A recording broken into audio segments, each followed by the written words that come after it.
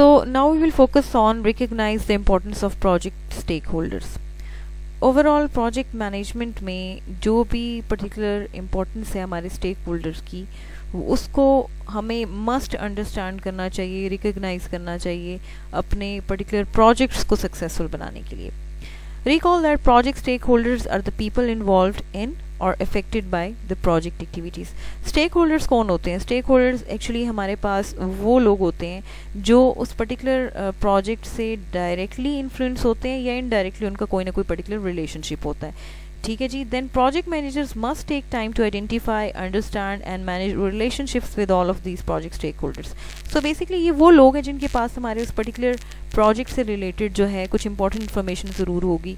ठीक है, कुछ हमारे पास नॉलेजेबल चीज़ें होंगी जिनको कंसीडर करते हुए, जिनसे गाइडलाइन लेते हुए, ठीक है, जिनसे हम अपने काम को वेरीफाई करवाते हुए अपने प्रोजेक्ट को जो है सक्सेसफुली मैनेज कर सकते हैं, इम्प्लीमेंट कर सकते हैं. So it is the responsibility of our project manager कि he must have to identify and understand the stakeholders and he has to manage relationship with them.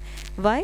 हमारे प्रोजेक्ट मैनेजर की ये प्राइमरी रिस्पॉन्सिबिलिटी है कि किसी भी प्रोजेक्ट को effectively manage करने के लिए उसने अपने जितने भी हमारे जो करंट स्टेक होल्डर्स हैं, ठीक है, उनको आइडेंटिफाई करना है, ठीक है, उनको अंडरस्टैंड करना है, उनके रोल को अंडरस्टैंड करना है, उनकी इंपॉर्टेंस को अंडरस्टैंड करना है और उनके साथ हमने रिलेशनशिप्स को इस तरह से मैनेज करना है ताकि हमने जो भी फ्यूचर डिसीजंस हैं, ठीक है, या किसी भी तरह का अगर हमें कोई भी इशू है या कोई भी प्रॉब्लम है जिसको हम डिस्कस करना चाह रहे हैं, कोई गाइडलाइन लेना चाह रहे हैं, तो वो स्टेक होल्डर जो है वो हमें हेल्प आउट कर सकें. Then using the 4 frames of organization can help meet stakeholder needs and expectations. So इन्हीं जो particular 4 frames है हमारे ऑर्गेनाइजेशन के जिसको हम ऑलरेडी डिस्कस कर चुके हैं, इससे हेल्प लेते हुए हम स्टेक होल्डर की नीड्स और एक्सपेक्टेशंस को अंडरस्टैंड कर सकते हैं. Senior executives are very important stakeholders. अगर हम यहाँ पे बात करें उन लोगों की जो हमारे प्रोजेक्ट से इन्फ्लुएंस हो रहे हैं या उससे डायरेक्टली रिलेटेड हैं या इनडायरेक्टली रिलेटेड हैं किसी न किसी पर्टिकुलर पर्पस की कंप्लीशन के लिए या किसी भी ख़ास मकसद के लिए. सो यहाँ पे अगर हम बात करें अपने सीनियर एग्जीक्यूटिव्स की, so they are the persons who are the decision makers. So they are the persons जिनके अकॉर्डिंग हमने काम करना है. ठीक है, ये वो लोग हैं जिनके डिसीजंस के अकॉर्डिंग हमने चलना है. सो ये वो लोग हैं जो हमारे पर्टिकुलर प्रोजेक्ट के जो मोस्ट इम्पॉर्टेंट स्टेक होल्डर्स हैं. सो किसी भी प्रोजेक्ट को सक्सेसफुली मैनेज करने के लिए हमें जो पर्टिकुलर प्रोजेक्ट के स्टेक होल्डर्स हैं, ठीक है, उनकी इम्पोर्टेंस को रिकग्नाइज करना है, अंडरस्टैंड करना है. What helps projects succeed means वो ऐसे कौन से फैक्टर्स हैं, ठीक है, जिनको कंसीडर करते हुए हम अपने प्रोजेक्ट्स को जो हैं वो सक्सेसफुल बना सकते हैं. According to Standish Group of Study reports, which is Chaos 2001, which is called a recipe for success, the following items help IT projects succeed in order of importance. अगर हम बात करें स्टैंडिश ग्रुप ऑफ स्टडी की जिसने एक report जो है 2001 में पब्लिश की जिसका नाम जो था, टाइटल जो था, that was recipe of success. इसमें उन तमाम आइटम्स को, फैक्टर्स को हाईलाइट किया गया जो किसी भी आईटी प्रोजेक्ट को सक्सेसफुल बनाने के लिए कंसीडर किए जा सकते हैं with the order of their importance. सबसे पहले अगर हम बात करें फर्स्ट फैक्टर की, that is executive support. So these are the persons who has the most influence on overall our project. ये वो लोग हैं जिनकी डिसीजन की बेसिस पे हमने काम करना है. ठीक है, ये वो लोग हैं जिनके अकॉर्डिंग हमने चीज़ों को लेके चलना है, जिनकी पॉलिसीज़ को हमने ओबे करना है, जिनके रूल्स को हमने फॉलो करना है. सो यहाँ पे किसी भी प्रोजेक्ट को सक्सेसफुल बनाने के लिए इट इज़ इम्पॉर्टेंट कि हम एग्जीक्यूटिव की जो सपोर्ट है हमारे पास वो होनी चाहिए. Without their support we can not run a project, we can not execute a project. They are the person जिन्होंने हमें रिसोर्सेज प्रोवाइड करने हैं, दे आर द पर्सन्स जिन्होंने हमें मोटिवेट करना है, दे आर द पर्सन्स जिनकी सपोर्ट की बेसिस पे हमने वो कॉन्फिडेंस बिल्ड करना है, जिसकी कॉन्फिडेंस की बेसिस पे हम अपने काम को सक्सेसफुल बना सकते हैं. इसी तरह से the next factor is user involvement. किसी भी प्रोजेक्ट को सक्सेसफुल बनाने के लिए जो मोस्ट इम्पॉर्टेंट पार्टिसिपेंट होता है वो आपका यूज़र होता है. यूज़र वो पर्सन है जिसके लिए आप उस प्रोजेक्ट को इम्प्लीमेंट कर रहे हैं, उस प्रोडक्ट को बिल्ड कर रहे हैं. सो उसकी सेटिस्फेक्शन उसकी इन्वॉल्वमेंट के थ्रू ही की जा सकती है. ठीक है, हमने अपने काम को किस तरह से वैलिडेट करना है with the presence of user. हमने अपने काम को किस तरह से राइट डायरेक्शन पे लेके जाना है with the presence and guideline of the user. So it is important to understand the importance of a user in this overall process. साथ साथ किसी भी प्रोजेक्ट को सक्सेसफुल बनाने के लिए, क्योंकि प्रोजेक्ट्स नेचर वाइज डिफरेंट तरह के हैं, सिंपल भी होते हैं, कॉम्प्लेक्स भी होते हैं, स्मॉल भी होते हैं, लार्ज स्केल भी होते हैं. सो इट डिपेंड्स कि अगर आपने किसी भी प्रोजेक्ट को सक्सेसफुल बनाना है तो उसके लिए ज़रूरी है कि आपके प्रोजेक्ट मैनेजर का एक्सपीरियंस्ड होना ज़रूरी है, क्योंकि वो अपने एक्सपीरियंस की बेसिस पे बहुत सारी चीज़ें लर्न कर रहा होता है.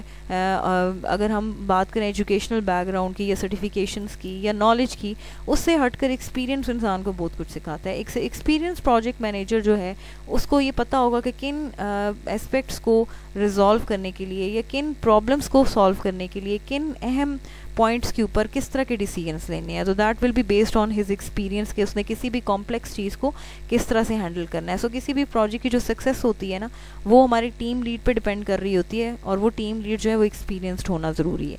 Then next we have clear business objectives. किसी भी काम को ठीक तरीके से परफॉर्म करने के लिए हमें पहले तो ये पता होना चाहिए कि हमारे ऑब्जेक्टिव्स क्या हैं.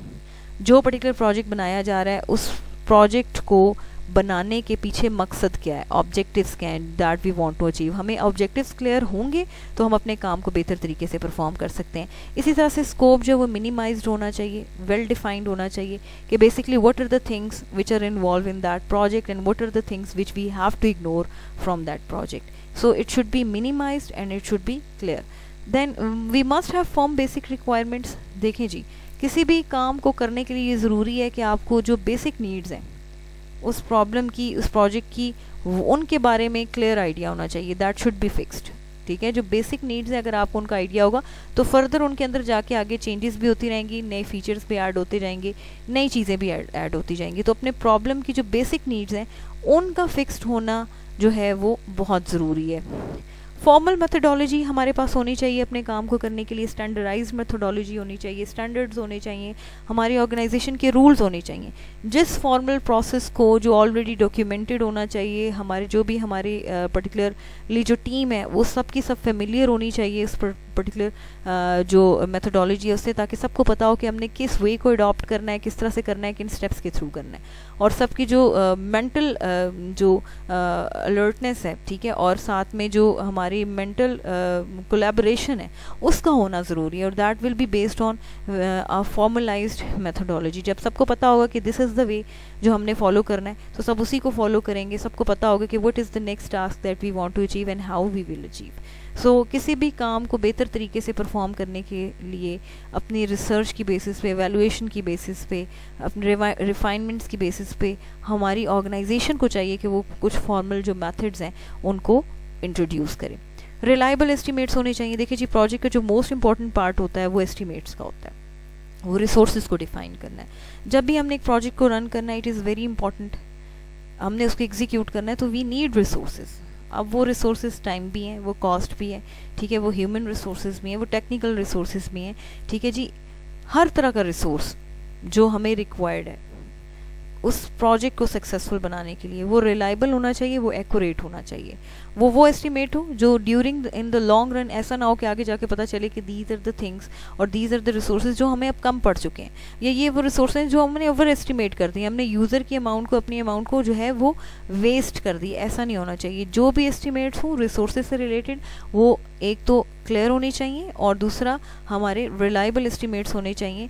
ऐसे एस्टिमेट्स होने चाहिए जो करेक्ट डिसीजंस की बेसिस पे लिए जाए और फिर उनको प्रॉपर तरीके से फर्दर यूटिलाइज किया जा सके, ताकि जो हमारा मेन ऑब्जेक्टिव है वो कॉस्ट को इफेक्टिव बनाना है. ठीक है, हमारे पास कॉस्ट इफेक्टिव जो एग्जीक्यूशन है, प्रोजेक्ट की मैनेजमेंट है, उसको जारी रखने के लिए, कंटिन्यू रखने के लिए ये ज़रूरी है कि हमारे पास जो एस्टिमेशंस हैं वो रिलायबल होनी चाहिए.